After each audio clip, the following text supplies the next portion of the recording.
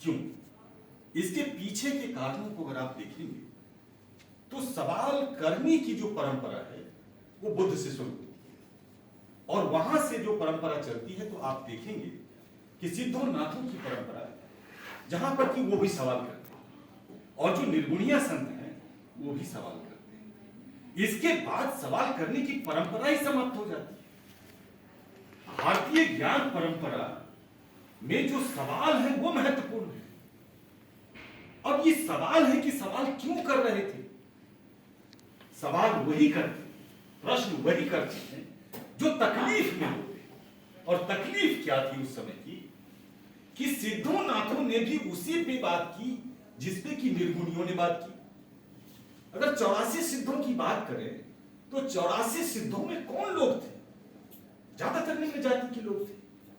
निर्गुणी संतों में भी आप उठा करके देखिए तो लगभग लोग जो है निम्न जाति के। और वहीं निर्गुण के विपरीत अगर आप जाएंगे तो जो सगुण में है उसमें आपको एक भी निम्न जाति के लोग नजर नहीं आते, एक आध मावादास को छोड़कर। वो भी ये जो सवाल है, जिस सवाल को लेकर के क्योंकि समय नहीं है और मैं इस पे बात करने वाला था, लेकिन खैर कोई बात नहीं। निर्गुण ने क्या किया?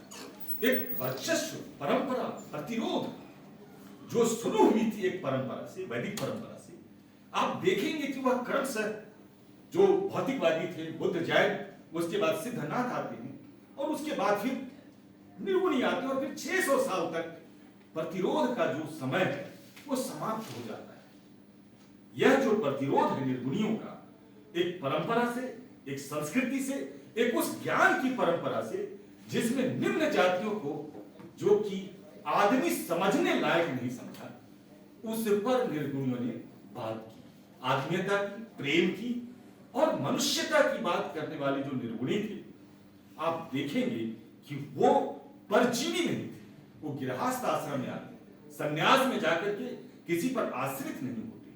और इसका मतलब है कि वो जो काम कर रहे थे उस पर गर्व कर रहे थे। चाहे रैदास हो, कबीर हो, धन्ना हो, पीपा हो, सेना हो, ये तमाम जो निम्न जातियों के लोग थे उन्हें अपने श्रम पर अभिमान था और उस अभिमान को वो सामने, समाज के सामने रखते हैं, अपने पदों में रखते हैं। बाकी ईश्वरीय चेतना वगैरह वगैरह की बात अलग है। बहुत बहुत धन्यवाद।